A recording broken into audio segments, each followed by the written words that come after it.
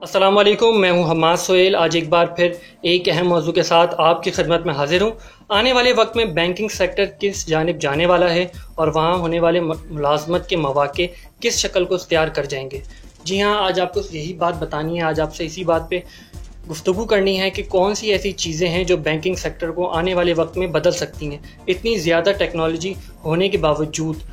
Banking sector آگے آنے والے وقت میں کس شکل کو اختیار کر جائے گا؟ تو اس کے پیچھے کون سی ایسی وجوہات ہیں، کن وجوہات کی بنا پر بینکنگ سیکٹر چینج ہو سکتا ہے، یہی باتیں آج آپ سے کرنی ہیں۔ تو سب سے پہلے آپ کو یہ بات بتاتا چلوں کہ بینکنگ سیکٹر میں سب سے اہم جو اس کے برانچ ہوتا ہے، جس برانچ میں آپ نے بینک اکاؤنٹ کھلوایا ہے، آپ کو وہیں سے چیک ملے گا، وہیں سے اے ٹی ایم ملے گا، یا پھر دوسرا طریقہ کیا کہ آپ اس بینک کو آن لائن طریقے سے استعمال کر سکتے ہیں، اے ٹی ایم کے تھرو یا آن لائن بینکنگ یا موبائل کے تھرو آپ بینک کو یوز کر سکتے ہیں۔ تو آنے والے وقت میں بینکس تو رہیں گے، لیکن بینکس میں جو برانچز ہیں اور جو برانچز میں جو امپلائیز ہوتے ہیں وہ شاید آنے والے وقت میں نہ رہیں، کہ banking sector totally online ہو جائے اور آپ کو بینک جانا نہ پڑے، یا آپ کو بینک جا کر کوئی بھی کام کروانا نہ پڑے، جو بھی کام ہوگا وہ آپ آن لائن ہی کریں گے۔ لیکن اس کے پیچھے کون سی ایسی وجوہات ہیں جس بنا پر یہ چیز بدل سکتی ہے؟ تو جی ہاں، آپ کو یہی بات بتاتا چلوں کہ کرونا وائرس آنے کے بعد جو پبلک ڈیلنگ ہے، جو ایک انسان کا دوسرے انسان سے انٹریکشن ہے، وہ بہت کم ہوتا جا رہا ہے، اور جو چیزیں یا بھی جو بھی ہم کام پبلک انٹریکشن کے تھرو کرتے ہیں ان کاموں کو روکا جا رہا ہے۔ جیسے کہ آپ یونیورسٹی یا اسکول میں جا کر پبلک گیدرنگ میں ایجوکیشن حاصل کرتے ہیں تو اس کو روک دیا گیا ہے کہ آپ کو وہ آن لائن حاصل کرنی ہے۔ اسی طرح جب آپ کسی بینک کی برانچ میں جاتے ہیں تو آپ ہیومن انٹریکشن کا شکار ہوتے ہیں، اس وقت آپ ہیومن سے ایک انسان سے دوسرے انسان سے انٹریکٹ کر رہے ہوتے ہیں۔ جی ہاں، کرونا وائرس کے پھیلنے، آنے والے وقت میں کسی دوسرے وائرس کے پھیلنے کی وجہ انسان ہی ہوگا، تو ایک انسان سے دوسرے انسان کو وائرس لگنے سے روکنے کے لیے ہیومن انٹریکشن کو کم سے کم کر دیا جائے گا۔ تو ہو سکتا ہے کہ آنے والے وقت میں بینکس تو رہیں، لیکن بینکس کی جو وسیع برانچز ہیں وہ ختم ہو جائیں، کہ آپ کو برانچ میں نہ جانا پڑے، جو بھی ہو وہ آپ آن لائن کریں، اور جو کچھ بھی آپ کو چاہیے وہ آپ کو گھر پہ ہی مہیا کر دیا جائے۔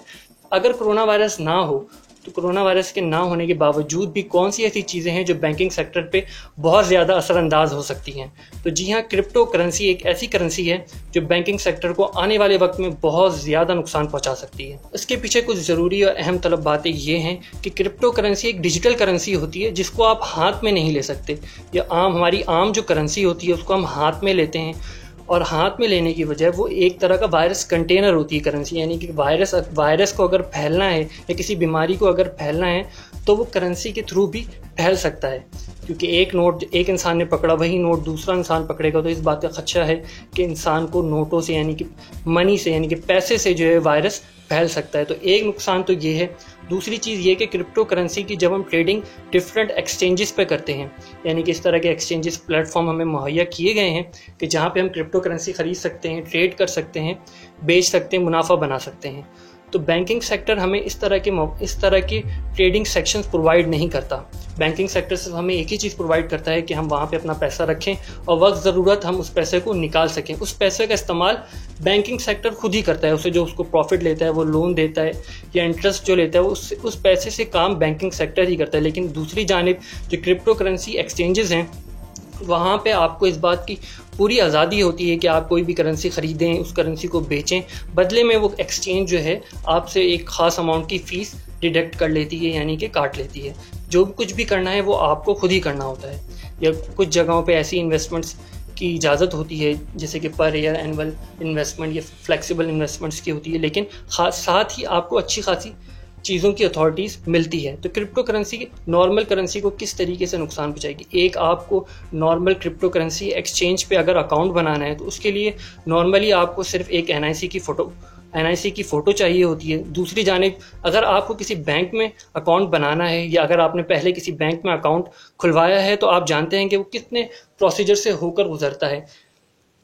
لیکن کرپٹو کرنسی ایکسچینج میں اس طرح کا کچھ نہیں ہے، بہت ایزی انٹرفیس ہوتا ہے۔ تو آنے والے وقت میں اگر بینکنگ سیکٹر بھی کرپٹو کرنسی ایکسچینج کی طرح ٹرانسفارم ہو جاتے ہیں تو جو پرانا سیٹ اپ ہے، جس پرانے سیٹ اپ کے لیے جو امپلائمنٹس چاہیے تھیں، کیا وہی امپلائمنٹس بعد میں بھی چاہیے ہوں گی؟ کیا اگر بینکنگ سیکٹر بالکل ٹرانسفارم ہو جاتا ہے کسی بھی کرپٹو کرنسی ایکسچینج کی طرح، تو جگہ جگہ برانچز میں جو بھی امپلائمنٹس ہیں کیا تب بھی وہ رہیں گی؟ کسی بھی کرپٹو کرنسی ایکسچینج کی جگہ جگہ برانچز نہیں ہیں، یہ ٹوٹلی آن لائن کام کرتے ہیں اور ان کی جگہ جگہ برانچز نہیں ہوتی۔